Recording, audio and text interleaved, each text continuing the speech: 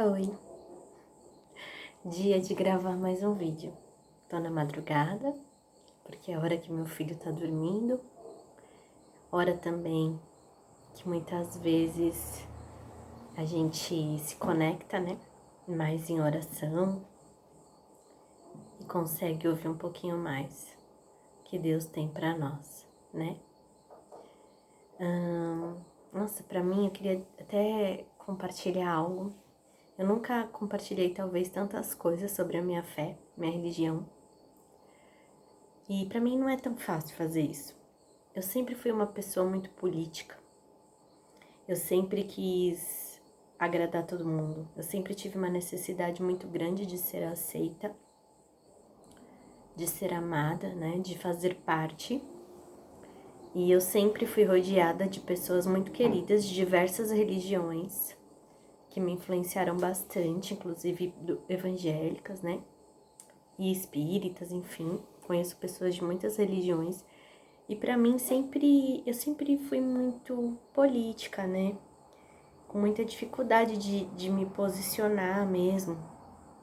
E com o tempo, e com a maturidade, a gente percebe que a sua opinião é sua opinião, o que você vive não tem como você ser duas ou três coisas.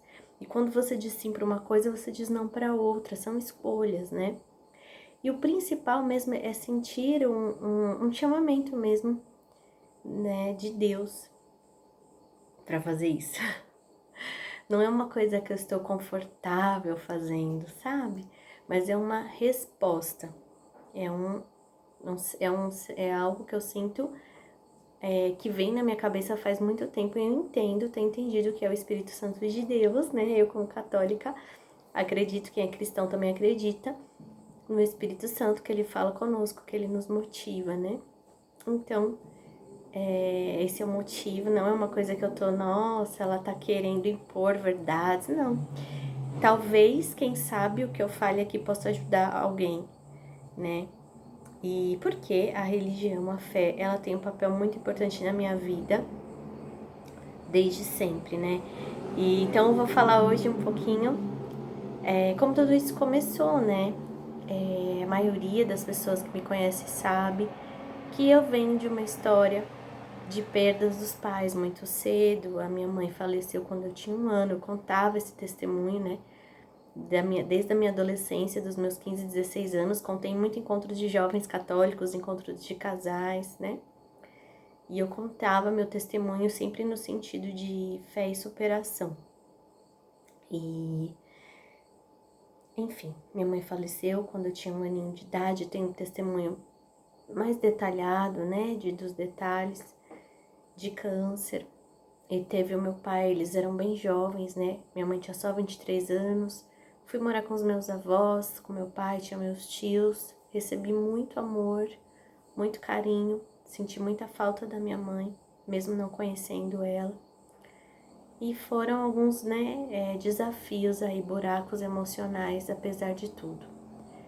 Na minha casa, ninguém tinha, assim, ninguém frequentava, ia em algum lugar, algum templo, né? Mas minha avó, ela fazia as suas orações no nosso quarto. Tinha um abajur que tinha Nossa Senhora Aparecida. Ela não tinha nem saúde, tadinha. Ela mal conseguia andar. Ela tinha problemas na coluna, nos pés, né? Ela tinha olhos de peixe terríveis. Então, ela nem saía de casa, né?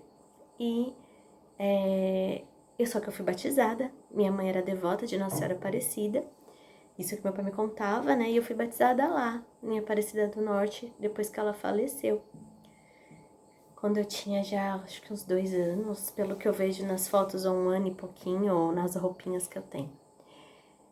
E só que assim, desde a minha infância, eu tinha experiências muito profundas com a pessoa de Jesus, sem ninguém me falar, né?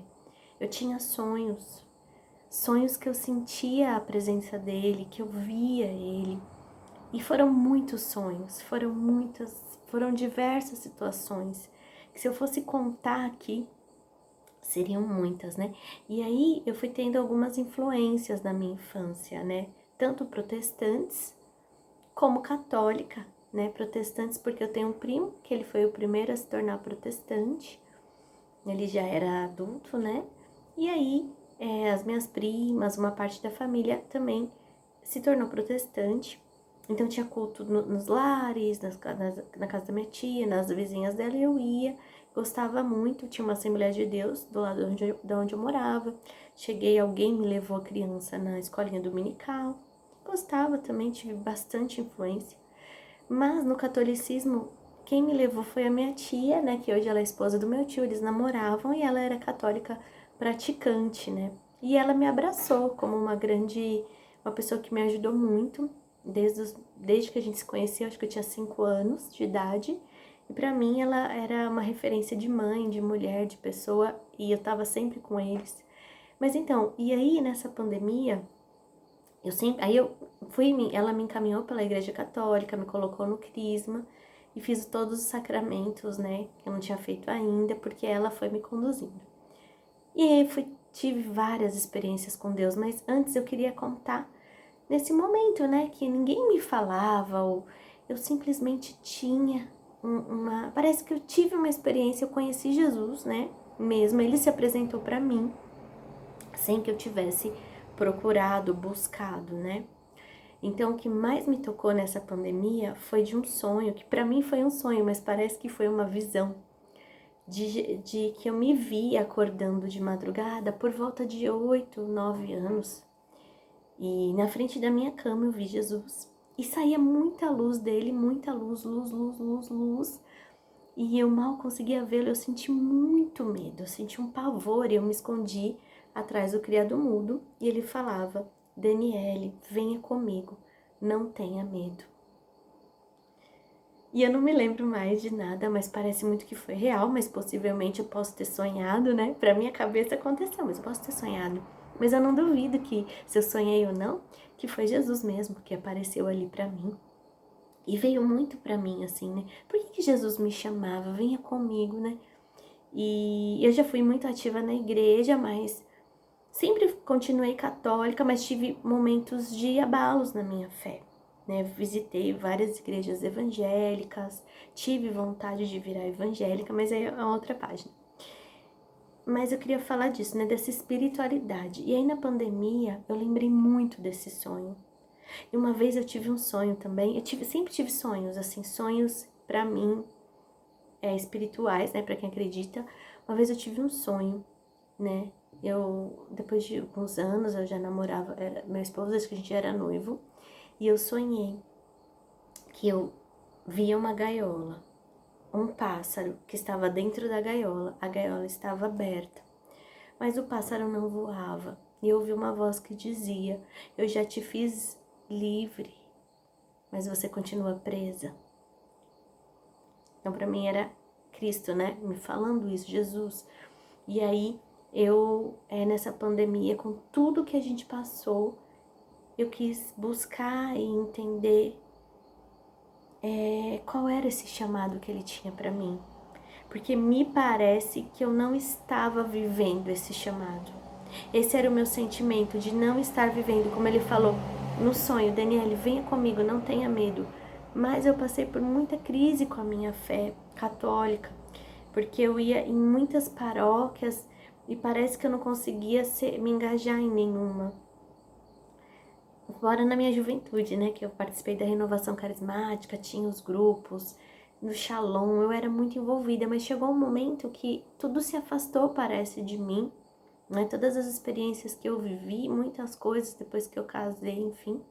Então, eu ia de paróquia em paróquia, e os pais do meu marido moram em outra cidadezinha, né, então eu não conseguia perseverar também, porque finais de semana fora, né, então você não vai todo, né, domingo na mesma, mas sempre com aquela sede, com aquela necessidade de ir, né, eu sempre quis, eu sempre senti uma profunda necessidade de comunhão com Deus, né, e eu aprendi, sim, o valor dos sacramentos, tanto que para mim isso sempre foi muito forte, a devoção a Maria, Nossa Senhora, né, um dia eu vou fazer um vídeo só para falar disso. E então eu passei uma crise muito forte, porque eu ia em várias igrejas, paróquias, né? E eu não me sentia parte. E toda vez que eu queria me engajar, acontecia alguma coisa.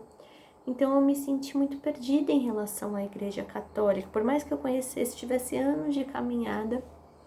E aí na pandemia, né, eu rezei muito online e aí surgiram novamente algumas pessoas que eram referências para mim, né, o padre Fábio de Lima, que ele era da minha crisma, ele não era nem padre, nem serve ser padre, ele cantava, ele conduzia a nossa crisma lindamente, hoje ele é um padre, eu comecei a acompanhar ele, né, as missas, aos terços devocionais, e eu fui ter uma experiência diferente, fui descobrir coisas que eu achava que eu sabia tudo da igreja, que eu era uma expert. E aí eu fui saber que não, né, não só falando do Padre Fábio, mas aí eu fui me aprofundar no Padre Paulo Ricardo, que é uma referência, me aprofundar em outros tipos de forma, né, de viver a fé, e eu gosto muito de estudar, e aí eu fui me aprofundar mais na doutrina, na teologia, e foi me encantando, me envolvendo de uma maneira muito grande, né. Então eu sempre tive esse chamado, né, de que Jesus, eu não tenho dúvida nenhuma de que Jesus está vivo, que Ele fala com a gente, né, que Ele cuida de nós. E no momento da nossa vida tão duro como esse que a gente está vivendo, a pandemia, né, a gente viu tantas mortes e tem visto, não tem como você não pensar, né, e aí eu tinha muito medo de pensar na minha morte, na morte, mesmo por tudo que eu passei, e hoje eu estou mais fortalecida, né, graças à minha fé e pensando para além de tudo isso, né.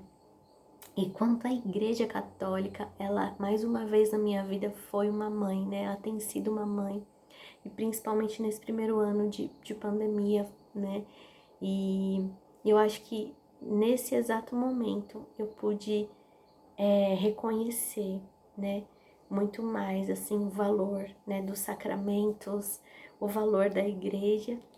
E eu queria falar uma última coisinha sobre caminhada com Deus, né, caminhada espiritual também.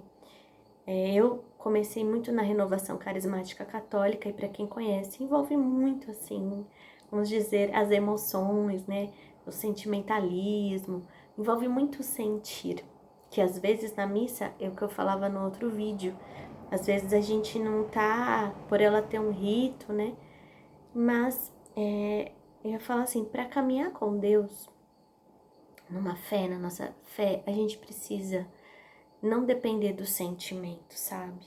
Não depender do sentir. Ah, eu preciso sentir para estar aqui.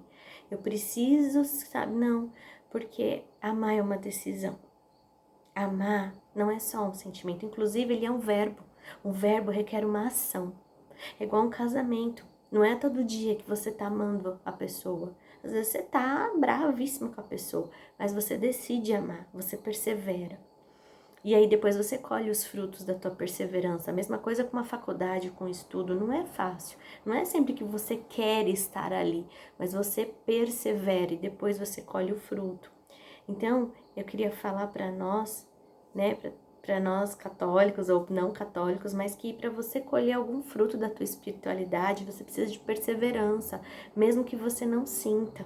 Você precisa amar a Deus sobre todas as coisas, que é o primeiro mandamento de Deus. Amar a Deus sobre todas as coisas e o próximo como a ti mesmo.